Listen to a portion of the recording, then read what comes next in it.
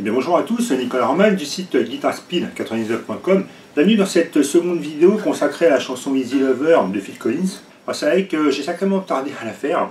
On me l'a rappelé dernièrement, on m'a dit Nico, est-ce que tu peux nous procurer la tablature du solo d'Easy Lover? C'est vrai que j'ai fait cette vidéo, cette première vidéo, ça devait être au mois d'avril de l'année dernière, donc en 2019. Donc voilà, la suite est faite, vous allez pouvoir travailler le solo et donc télécharger la tablature sur mon site évidemment. Donc vous avez deux pages bien remplies, vous verrez. Et alors pour pouvoir suivre la vidéo, comme je parle souvent des mesures et de la mise en place, ça va également vous aider beaucoup. Et si jamais vous êtes arrivé sur YouTube par hasard sur cette vidéo, donc n'hésitez pas à cliquer sur le lien qui est au-dessus, là, l'affiche, histoire de voir un petit peu la cover pour que vous sachiez un petit peu ce cours de quoi il va parler. Mais écoutez, trêve de bavardage, on va rentrer dans le vif du sujet. C'est parti! Alors rentrons dans le vif du sujet avec la première phrase.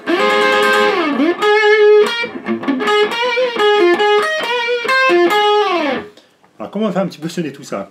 Donc on va commencer, vous voyez, on va commencer avec un slide de l'index. Donc jusqu'à la case 13, vous pouvez démarrer de n'importe quelle case, peu importe. Du moment que vous arriviez sur un contretemps. Donc là pour rappel, par rapport à la tablature, on est à la mesure 9, là où j'ai marqué solo. Alors, donc essayez d'être assez précis au niveau du médiator pour attaquer grosso modo que l'accord de sol ici. Et vous terminez ça ensuite, ça fait 1, 2, 3, 4, 5, 6. En fait, on va commencer sur un contretemps. Et on doit terminer sur le troisième temps de la mesure. Ensuite, alors, vous voyez qu'on termine ce passage-là avec un slide à nouveau vers le haut du monde. Du coup, on va repartir en sens inverse pour attaquer donc, la note à la case 15. Donc moi, je l'attrape avec l'annulaire. Case 15, ensuite on a le 13. À nouveau un 15 sur l'accord de sol cette fois-ci. Ensuite case 15, corde là. Corde sol, 13 et 15. Ensuite petit enchaînement de croche.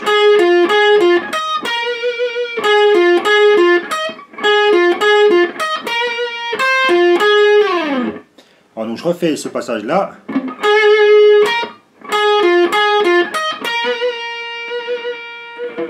D'accord, encore une fois.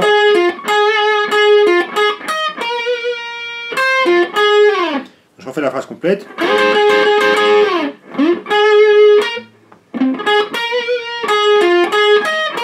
Ouais, donc là j'attrape simplement.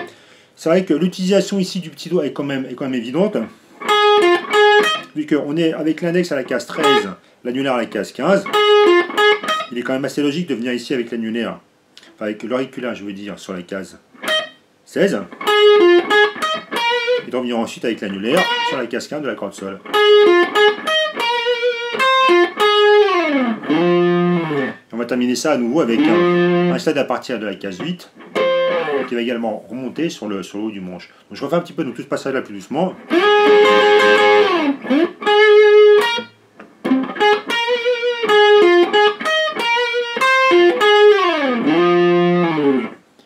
La deuxième phrase maintenant, qui commence à la case 13. Alors toujours le même barré à la case 13. Donc là pour un passage qui est un petit peu funk. Là, on va attaquer. Cette fois-ci on démarre sans le temps. Alors, n'hésitez pas à bien muter quand vous avez les passages sur la tablature avec les croix. Je refais ce passage là. Toujours pareil, on remonte vers le haut du manche.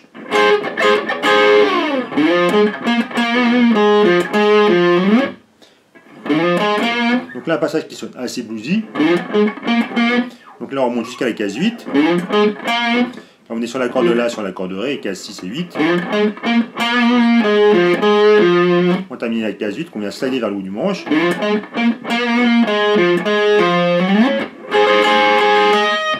La fin de la case 15 maintenant, qui démarre également sur un contretemps comme la première, là où j'avais marqué solo sur la tablature. Donc là, rythmiquement un petit peu différent. Vous voyez que la phrase s'achève sur la case 16 de l'accord du Si. La note que je prends avec le petit doigt.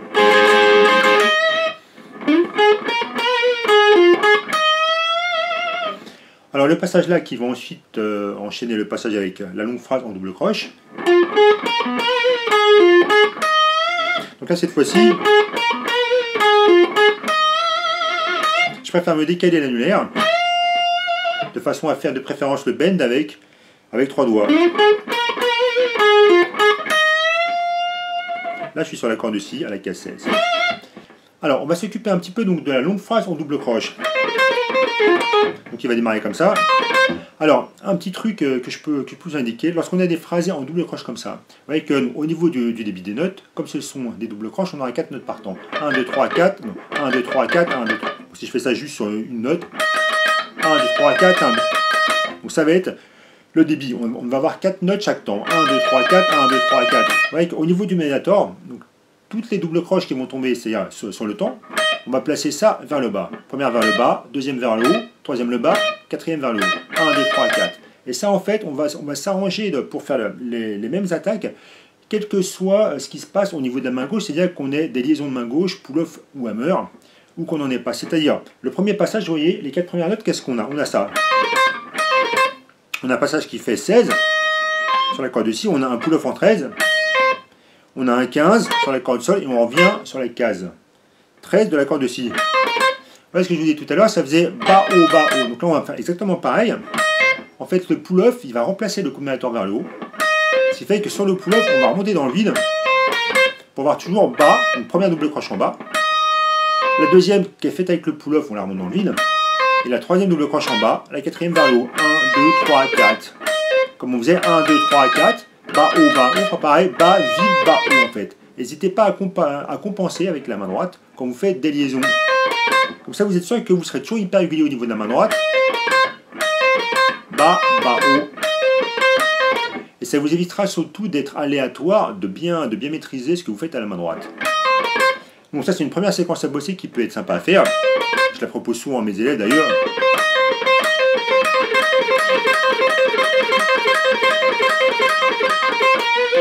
Donc là, qu'est-ce que je fais? Je fais un coup en bas, le pull-off. Sur le pull-off, je remonte dans le vide. Je fais en bas et en haut. Donc faites attention à ça, bas, bas. Avec à chaque fois le temps qui va tomber sur la case 16 ici. 1, 2, 3, 4, 1, 2, 3, 4.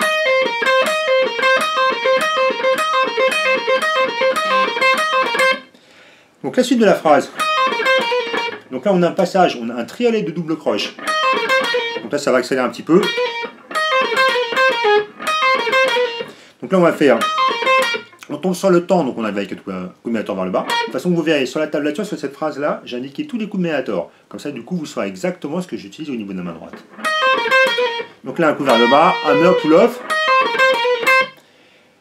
Là je considère, comme on a ici un triolet de double, je considère que la note d'après, elle va être, c'est la troisième double croche, donc je joue en bas. Donc je ferai bas, bas, haut. Donc là je suis sur la case 15 de l'accord de Sol, que je prends vers le haut, puisque je considère que c'est la quatrième double croche du groupe. Ensuite, alors je vous joue donc ce passage-là, donc depuis le début de la phrase rapide, donc je ralentis. Voyez. Voilà, vous avez vu qu'on a à nouveau une liaison entre la case 15 et la case 13 sur l'accord de Sol. Alors ça c'est un passage que vous pouvez facilement répéter en boucle pour vous le mettre en tête.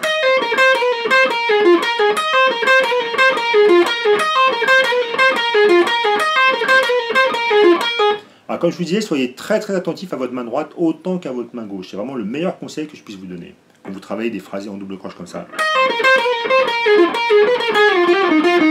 Alors, la suite, donc on arrive sur la mesure 18. Donc là, à nouveau, 4 double croches. 1, 2, 3, 4. Donc là, je commence en bas, en haut, en bas. Donc 15, 14, 13. Le slide, j'attaque pas puisque de toute façon, c'est comme si j'attaquais vers le haut. À nouveau, un triolet double. Pour voir. 10, ça me rend 12, pull-off en 10. 13, 10, 13. Voilà, quand vous bossez une phrase comme ça aussi, il faut vraiment que vous cibliez à chaque fois, réfléchissez bien, enfin, regardez bien où se trouve chacun des temps et appuyez-vous dessus pour vous faciliter au niveau de la mise en place. Donc là, on va démarrer sur un temps, ça fait temps, temps, temps. Avec en fait la case 10, elle est répétée 2 fois, temps, temps. 1, 2, 3, 4. On est sur le second temps de la mesure. Donc on a un temps ici, un temps ici et un temps ici. On a le temps numéro 1, temps numéro 2, temps numéro 3. Donc faites toujours super attention à cette mise en place pour après être placé rythmiquement lorsque vous jouez le solo. Ensuite, on arrive sur le troisième temps de la mesure 18. Donc là, on est à nouveau un passage avec un triolet double. C'est vrai que ce qui n'est pas facile sur cette phrase-là, c'est qu'on a quelques passages avec des triolets de double croche, donc qui se combinent au passage en double croche. Et c'est vrai que c'est pas forcément facile à jouer déjà et ensuite à placer rythmiquement. Donc alors, ce passage à partir du troisième temps, donc, qui nous fait, je commence. Voilà. Donc on a le temps sur la case 13. On a notre triolet de double croche ici avec le plan hammer pull-off. Case 10, hammer 11, pull-off en 10. Et on arrive sur le quatrième temps de la mesure, à la case 11 de la corde là. Alors je vais vous jouer donc toute cette mesure-là, donc en commençant par le premier temps jusqu'au quatrième, là où je suis arrivé. Ouais, temps, jusqu'au temps ici, de la case 11, corde là.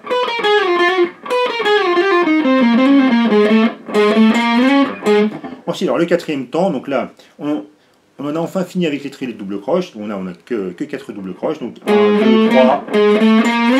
Donc on est case 11, case 13, non si 11 c'est ça. 11, 12, 13, on se dans 15.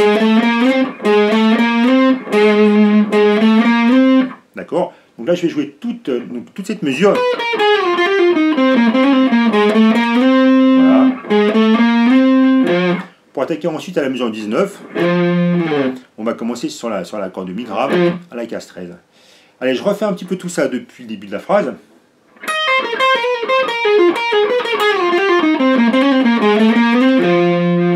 Un petit peu plus doucement.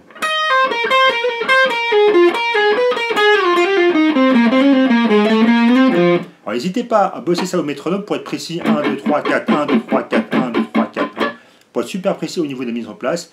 Et méfiez-vous bien de votre main droite de façon à exécuter ça vraiment de la meilleure façon, c'est-à-dire de façon consciente, de façon à ce que vous sachiez ce que vous faites ici. C'est le meilleur moyen pour réussir à le passer bien après à vitesse normale. Donc on arrive sur la mesure 19. Donc là, enchaînement de double croche, on a fini avec les triolets. Donc pour un passage qui est un petit peu bluesy. Donc là, on va faire, donc on est sur la corde mi grave, 13, 15, 16, 13, 14, 15. Donc on a le même doigté entre la corde la et la corde ré. Donc là, vous voyez, on a une séquence de 8 notes. 1, 2, 3, 4, 5, 6, 7, 8. Et donc, vous allez, éventuellement, ça peut être pas mal pour travailler un petit peu votre technique main droite. Vous allez pouvoir répéter ce fragment-là en boucle.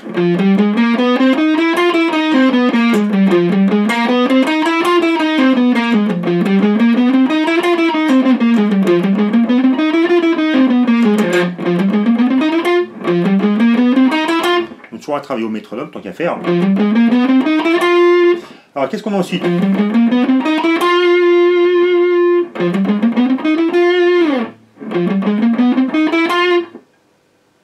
Coupure, parce que là, je me paume un peu.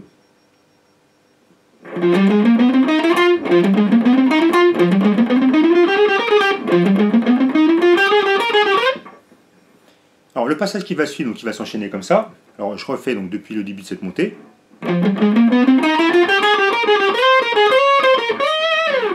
Bon, je redémarre. Je ralentis.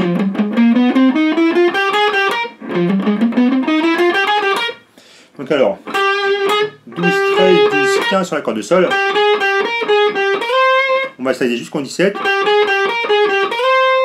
Ensuite 15, 13, on slide en 18. Et on va terminer en slidant jusqu'à la case 16. Donc je reprends tout ce passage là.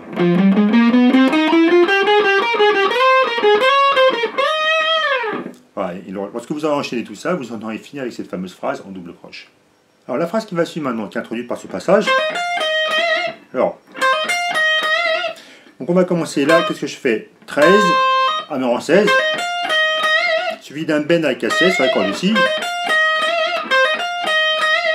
Ensuite, nouveau phrasé en double croche. Alors, 13, 16 pour le entrée, tout ça donc, sur l'accord de Si. On est sur la case 16 et 15 de l'accord de Sol. Donc là, je rappelle, je suis sur la mesure 21 de la tablature. Case 15, accord de Ré, cos Sol, case 13. On va venir slider.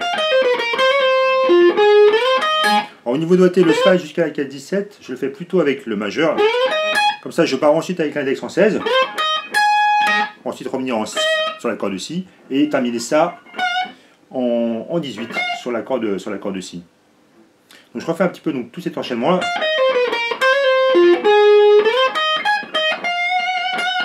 On terminera par une side bend sur l'accord de Mi aigu à la case 18. Bien, bah écoutez, voilà qui fait fin enfin à notre chanson Easy Lover de Phil Collins. Donc il me reste comme d'habitude à vous souhaiter bon travail et à vous dire à une prochaine. Bye bye. Bah c'est bien.